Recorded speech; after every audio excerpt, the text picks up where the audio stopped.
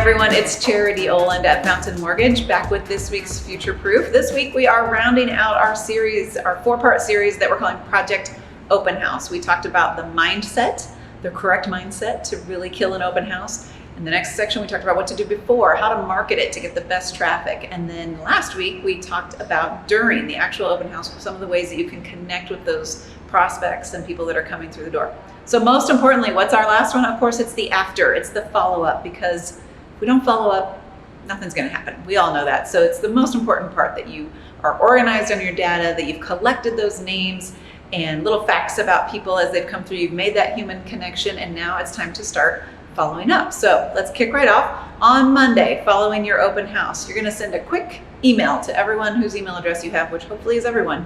That's just short and sweet, no sales, just thanks for coming, great to meet you. Try to include something personal in there. You know, I loved hearing about your home in Roland Park or whatever it is. Make that personal connection on Monday, short and sweet email.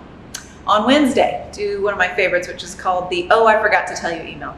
So on Wednesday, oh, one more thing, Jenny, I forgot to tell you.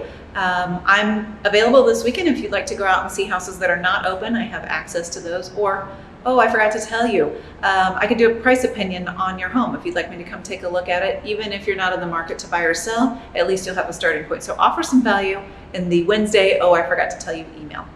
Here comes the important one. It's Thursday and you must make a phone call. No more texts, no more emails. Not enough people do this. This will set you apart. Pick up the phone, call that person that you met at the open house, and provide them, again, some value. Offer to show them, set an appointment. Remember, our main goal is to make a memory and make an appointment. So this is the last step of reaching that goal, of setting that appointment.